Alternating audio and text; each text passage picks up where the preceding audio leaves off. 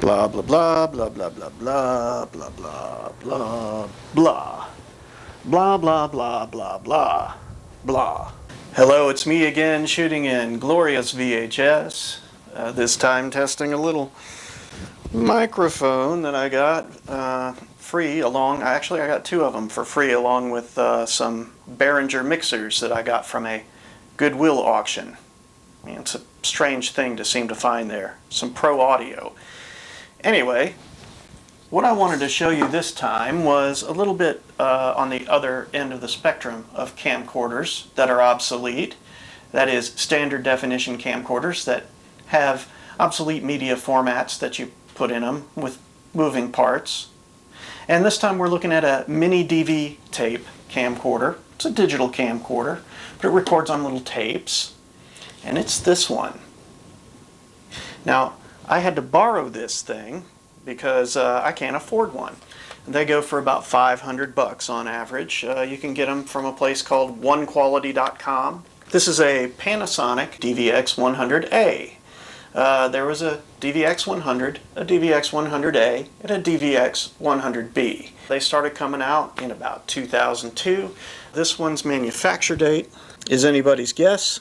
I didn't look. The DVX100A was announced in late 2003, so this was probably bought in 2004, 2005. And 10, 12 years ago, this was the serious hot video camera to have if you are an aspiring amateur filmmaker, because it has many manual controls. As you can see, it has a serious lens. It comes with a little matte box or a lens hood on it. That's usually a sign of something serious. But most of all, it was the first camcorder that was accessible to consumers that shot progressive video instead of interlaced. It also shoots at 24 frames per second instead of 30, and that's supposed to give you a more film-like look. I don't really care about that. It's fine with me if it shoots a video-like look. But people bought these usually for about $4 grand a pop because it mimicked the way that film cameras looked, supposedly. And a lot of movies were shot on these, and a lot of TV shows that you've seen were shot on DVX100s or variants, including It's Always Sunny in Philadelphia. I think the first 5 seasons were shot on one of these. A lot of amateur filmmakers like Mike Carroll, who has a book out called The Naked Filmmaker. He's a no-budget filmmaking guru, though to my mind he spends way too much money to be no budget. He swears by these. This is what he shot some of his breakout movies on. I'll call attention to a couple of features on this that you can look for in other camcorders if you want to pick up an old cutting-edge camcorder for real cheap. And again, real cheap is anywhere from $350 on up to maybe $600. The main thing to pay attention to here is where it says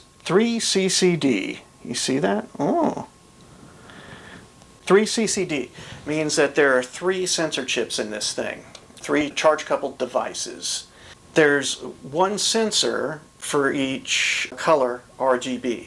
What you have in the lens block and sensor assembly is a prism that breaks the light up into red, green, and blue. This prism is triangular, and on each side of the triangle, after the light comes in, you've got a sensor chip. 1 for red, 1 for green, 1 for blue. The other thing about these sensors is they're about twice the size of consumer-grade camcorder sensors. So these are 1/3 of an inch as opposed to 1/6 of an inch. So they're twice as big, and there are 3 of them. This gives you real good low light performance, gives you good color saturation, gives you good dynamic range. So it gives you all kinds of things you want with respect to the light.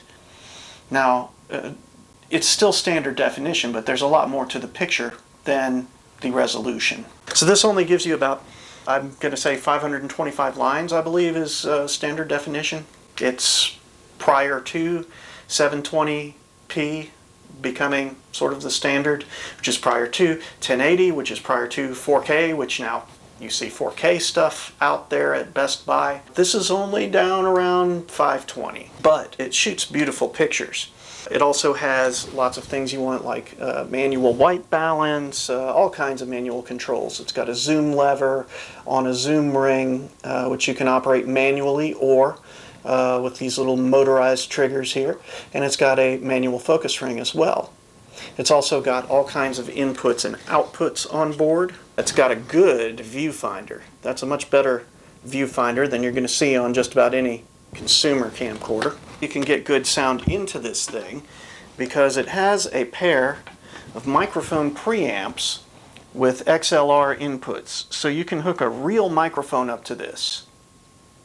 Now these two microphones right here, that's obviously a stereo mic setup. They're fine, but of course you have to close mic any sound source that you want to sound really good. Look at that lens. It's very nice. So this was a hot camera once upon a time. Now you can pick them up, not exactly for pocket change, but for a lot less. So let's switch to this camcorder and look at the difference and see if it looks more cinema-like to you. Okay, so this is the Panasonic DVX100, which is supposed to be more cinema-like. I'm checking the monitor, and certainly the white balance is a lot better. The low light performance in this room is a lot better. I'm expecting better sound out of it because I'm using a real microphone. I think this is a very nice looking camera. You should see what I'm using to monitor it. There's what I'm using for a monitor. It's a Honeywell HMC10. 10-inch CRT monitor that I got for $8, also from Goodwill.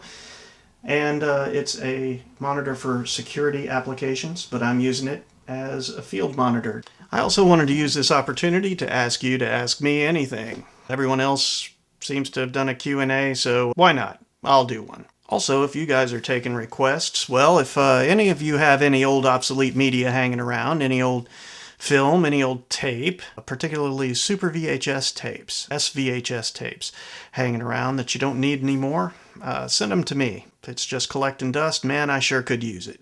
Anyway,